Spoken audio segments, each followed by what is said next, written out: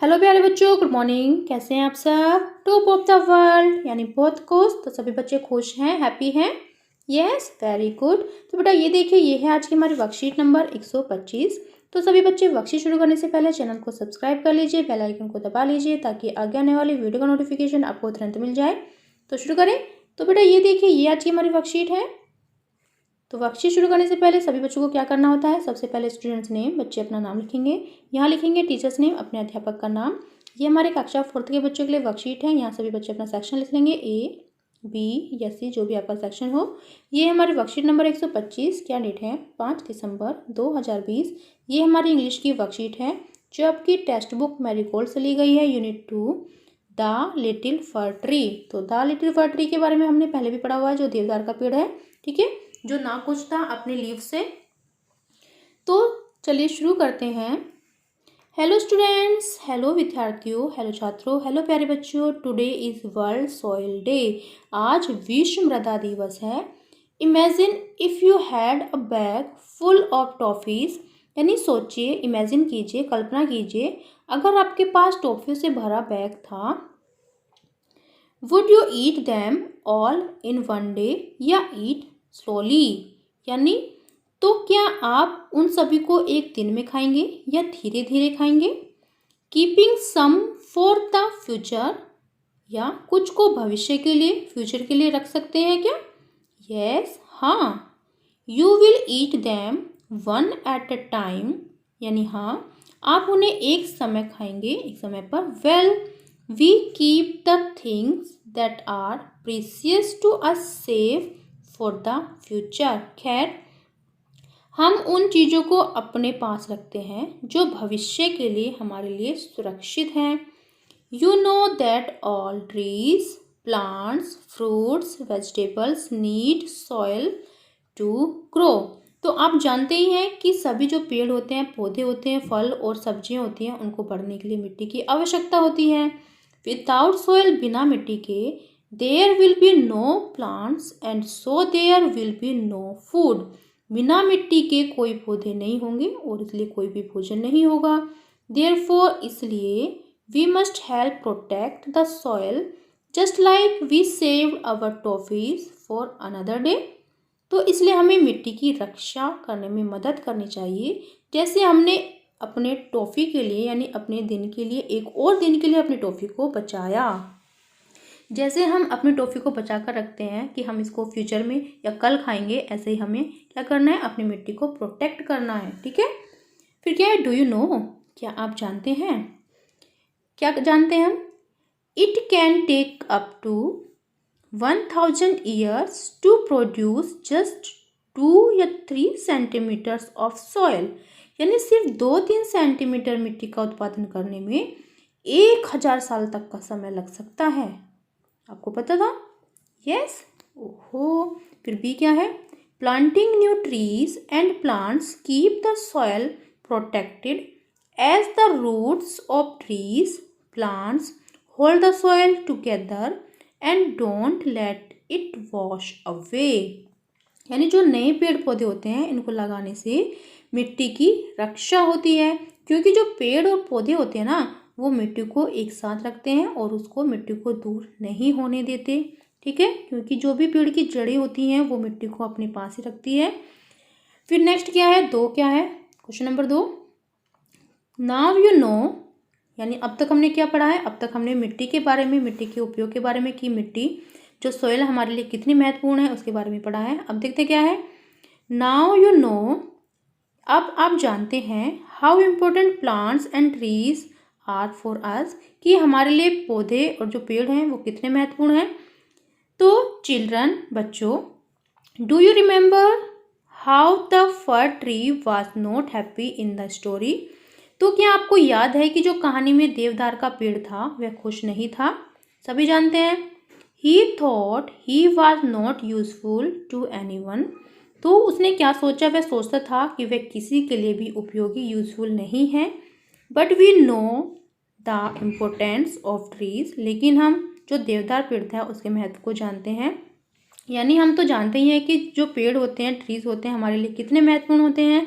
Help us list down the use of यानी uses of trees to make the fir tree happy and proud of himself. तो हमें क्या करना है, हमें देवदार के पेड़ को खुश करने के लिए, उसको खुद पर गर्व करने के लिए हमें पेड़ के उपयोग को उसको बताना है, उसकी सूची बनानी है कि पेड़ हमारे लिए किस प्रकार मदद करते हैं। ठीक है, जैसे फर्स्ट आपके लिए एक क्या हुआ है, देखते हैं क्या है। Trees give us oxygen to breathe, यानी जो पेड़ होते हैं हमें ऑक्सीजन देते हैं सांस लेने में। ठीक है, तो यानी ऑक्सीजन के द्वारा यानी सांस के द्वारा हम क्या लेते हैं, ऑक्सीजन। और किससे लेते हैं, पेड़ों से, यानी पेड़ों से हमें ऑक्सीजन मिलती है। फिर क्या मिलता है, लिखते हैं ट्रीज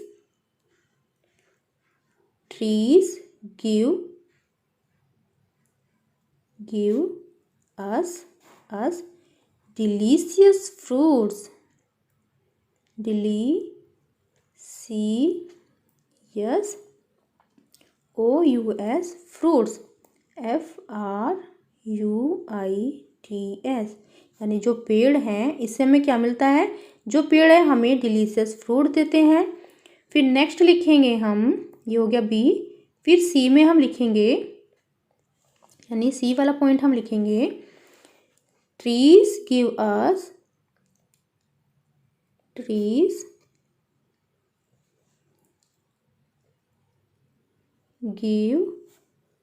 या tree gives shadow, shadow, shadow in summer, summer, यानी जो पेड़ हैं वो गर्मियों में हमें छाया देते हैं। ठीक है, देते हैं ना, यस। फिर नेक्स्ट लिखेंगे हम we get medicine, CINES, medicines, wood, fibre, FIBRE, fibre, rubber, RUBBER, rubber, and so many things,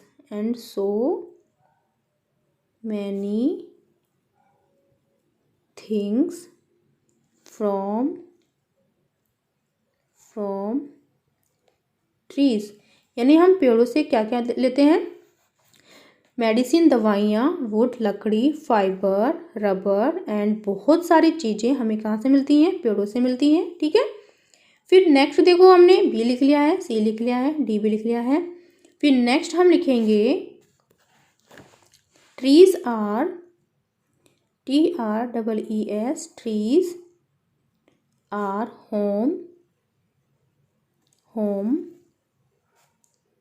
to birds या बर्ड्स, BIRDS, यानी जो ट्रीज होते हैं वो सभी पक्षियों के क्या होते हैं, घर होते हैं। सभी जो बर्ड्स होते हैं वो घोंसले बनाते हैं ना पेड़ पर, यस।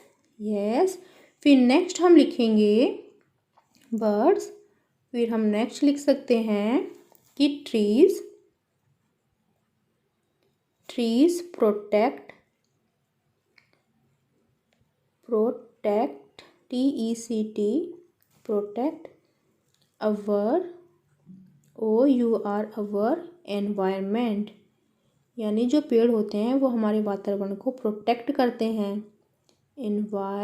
RONMENT, environment. ठीक है, फिर और क्या लिखना है, हो गए ना 5, यस। फिर नेक्स्ट देखो, नेक्स्ट क्या करना है हमें, There are a number of stages, यानी ऐसे कई चरण हैं through which a seed grows and becomes a plant, जिनके माध्यम से एक बीज बढ़ता है। Look at the picture given below, नीचे दी गई जो पिक्चर है उनको देखें।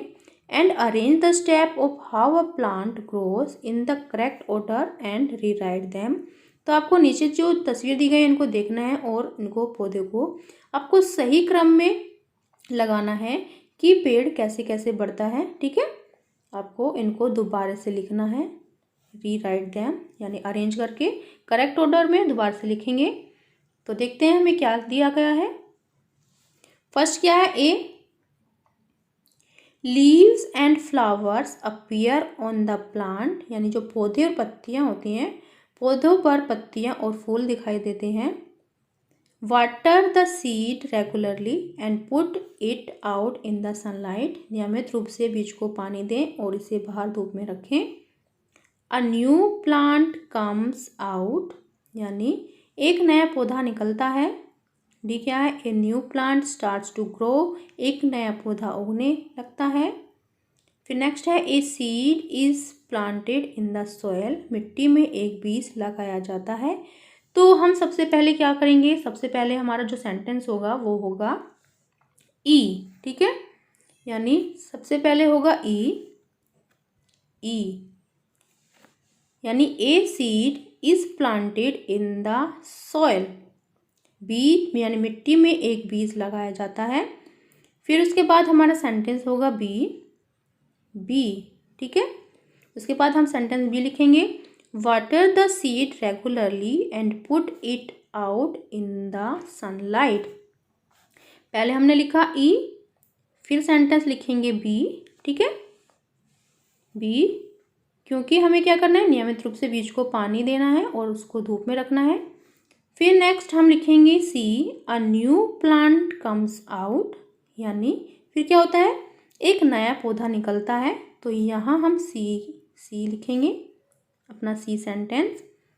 फिर नेक्स्ट देखो, नेक्स्ट क्या लिखना है हमें, फिर लिखेंगे हम D, a new plant starts to grow, यानी जो एक नया पौधा है उगने लगता है। ठीक है, यहाँ होगा डी, और फिर लास्ट में होगा ए, कि leaves and flowers appear on the plant, पौधों पर पत्तियां और फूल दिखाई देते हैं। तो ये देखो हमने अरेंज करके लिख लिया। आपको अपनी कॉपी में बिल्कुल ऐसे ही लिखना है। यानी आपको अपनी कॉपी में कैसे लिखना है, यहाँ पर देखो ये गलत तरीके से सेंटेंस लिखे हुए हैं। आपको अपने कॉपी में लिखना है पहले ई सेंटेंस, फिर बी, फिर सी, फिर डी, फिर ए। ये आपका आंसर होगा, इस सीक्वेंस से आपको आंसर लिखने हैं। ठीक है, लिख लेंगे ना। पहले आपको लिखना है, a seed is planted in the soil, फिर लिखेंगे water the seeds regularly and put it out in the sunlight, फिर लिखेंगे सी, फिर लिखेंगे डी, फिर लास्ट में लिखेंगे ए। तो ये हमने रीअरेंज करके लिख लिए हैं। फिर नेक्स्ट देखो, नेक्स्ट क्या है, अभिभावकों के लिए संदेश, मिट्टी को बचाएंगे स्वस्थ वातावरण पाएंगे। बच्चों को बताइए कि 5 दिसंबर प्रतिवर्ष विश्व मृदा दिवस वर्ल्ड सॉइल डे के रूप में मनाया जाता है। मृदा मिट्टी पौधों को बढ़ने के लिए जल और पोषक तत्व उपलब्ध कराती है, पौधों को जड़ें मृदा को बांधे रखती है और मिट्टी कटाव को रोकती है। मृदा संरक्षण के लिए बच्चों को जागरूक बनाइए। Covid appropriate behaviour message, keep maintaining physical distance of 6 feet या 2 यार्ड्स। कोरोना जैसी महामारी से बचने के लिए 6 फीट की दूरी या 2 गज की दूरी को मेंटेन करके रखें। तो बेटा ये थी आज की हमारी वर्कशीट। सभी बच्चे इसका रिप्लाई करेंगे। तो मिलते हैं कल नई वर्कशीट के साथ। आपका दिन शुभ हो। Have a nice day. Bye bye बेटा। तो सभी बच्चे वीडियो को लाइक कीजिए, दोस्तों के साथ शेयर कीजिए।